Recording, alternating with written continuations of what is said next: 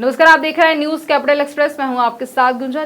अंतर्राष्ट्रीय योग दिवस के मौके पर मध्य प्रदेश में विभिन्न कार्यक्रमों का आयोजन किया गया। मुख्य समाचार हो मुख्यमंत्री निवास में हुआ, जहां मुख्यमंत्री डॉक्टर मोहन यादव, सांसद आलोक शर्मा सहित जनप्रतिनिधियों, अधिकारियों, समाजसेवी संस्थाओं और स्कूली बच्चों ने योग का अभ्यास किया। इस मौके पर मुख्यमंत्री मोहन यादव ने कहा कि मनुष्य को यदि स्वस्थ रहना है तो योग करना जरूरी है। मुख्यमंत्री ने कहा, भारत की परंपरा को आज सिर्फ देश ही नहीं बल्कि दुनिया के कई देश सिर्फ इसका अनुसरण कर रहे हैं। साथ ही साथ इस पाठ्यक्रम में भी शामिल किया। मुख्यमंत्री ने इस मौके पर यह भी बताया कि मध्य प्रदेश सरकार सनातन शिक्षा को पाठ्यक्रम में शामिल करने जा रही है। हमने भी प्रयास किया है कि इस आनंद विभाग के काम को और बढ़ाया जाए। साथ ही साथ आयुर्वेद की दृष्टि से हमारी सरकार बनने के बाद आयुर्वेद को लेकर के 11 नवीन आयुर्वेदिक महाविद्यालय प्रदेश में खोलने का पहली बार ये इतने बड़े स्तर पर पूरे देश का निर्णय रहा है कि 11 मेडिकल आयुर्वेदिक कॉलेज हमारे द्वारा खोले जा रहे हैं, जिसके माध्यम से जो हमारी अपनी वन संपदा क्षेत्र की विशेषता और खास करके आयुर्वेद के क्षेत्र में भारत में मध्य प्रदेश की भूमिका बड़े पैमाने पर आ रही है। इसी के साथ साथ कोदोपुर की आपकी जानकारी में हमारी सरकार के गठन के तुरंत बाद हमने हमारी पहली कैबिनेट भी जबलपुर में रानी दुर्गावती के माध्यम से रानी अवंतीबाई के नाम से हमने कैबिनेट की थी और इसी कैबिनेट में हमने कोदोपुर के ऊपर भी 1,000 रुपये प्रति क्विंटल का अलग से प्रोत्साहन राशि देने की घोषणा की। अर्थात ये जो हमारा अपना एक तरह से ये हमारी पुरानी प्राचीन फसल भी है, लेकिन इसको प्रोत्साहन की शासन की आवश्यकता दृष्टि से इसलिए इसको प्रोत्साहन किया है। परसों ही कैबिनेट में यशस्वी प्रधानमंत्री ने 14 प्रकार की फसलों को खरीफ की फसलों के लिए प्रोत्साहन राशि एमएसपी बढ़ाने का निर्णय किया। मुझे इस बात की भी प्रसन्नता है, यशस्वी प्रधानमंत्री ने भी हमारे लिए खास करके मक्का, बाजरा, ज्वार इस सबको प्रोत्साहन देने के लिए एमएसपी में पर्याप्त रूप से वृद्धि की है। खास करके योग के मामले में योग को हमने पाठ्यक्रम का हिस्सा बनाया है। योग के शिक्षकों को हमारे अपने विद्यालय और उच्च शिक्षा विभाग में अब उनको बाकी प्राध्यापकों को बराबर का दर्जा देने का प्रयास किया।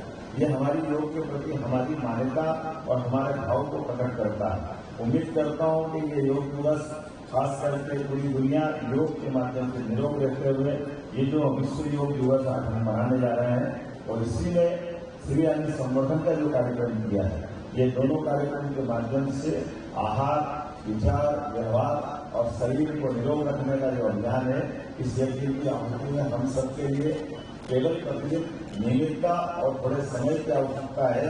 मैं उम्मीद करता हूं कि योग के माध्यम से हमने कोविड के कठिन काल में देखा है कि जिनने योग किया है, जिनने आयुर्वेद के हिसाब से पथ्य पालन किया है, उनके जीवन में कम कष्ट आए। जो अपने खाने पीने की, सोने उठने बैठने की दिनचर्या को बिगाड़ते हैं, उनको कष्ट ज्यादा हुआ।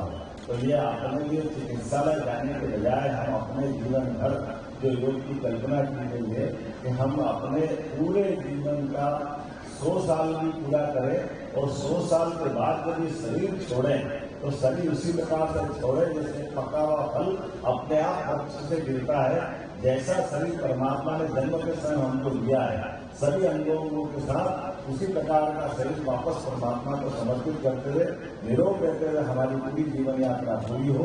मेरी अपनी ओर से आप सबको योग दिवस की बधाई, बहुत बहुत धन्यवाद।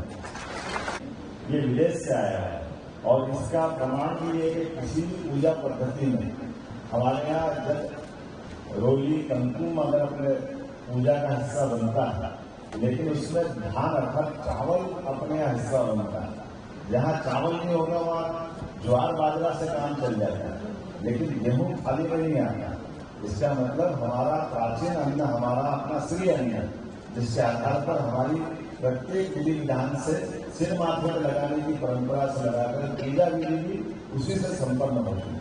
इसलिए इस बात को हम सब जानना है और खास करके योग के मामले में दो महान हमारे इस देश की संस्कृति में है, एक गैरंड संहिता के माध्यम से गैरंड ऋषि, एक पतंजलि के माध्यम से। पतंजलि के माध्यम से 8 अलग अलग आयाम की इसमें कल्पना की गई है और नियम से लगाकर के ध्यान धारणा समाधि पर हम सब जानते हैं कि ये हमारी संपूर्ण पद्धति ये अपने आप इस न केवल इस जीवन को बल्कि हमारी सनातन संस्कृति के अनुसार जीवन की मोक्ष तक की इस यात्रा में हमको कहीं न कहीं मदद करती है।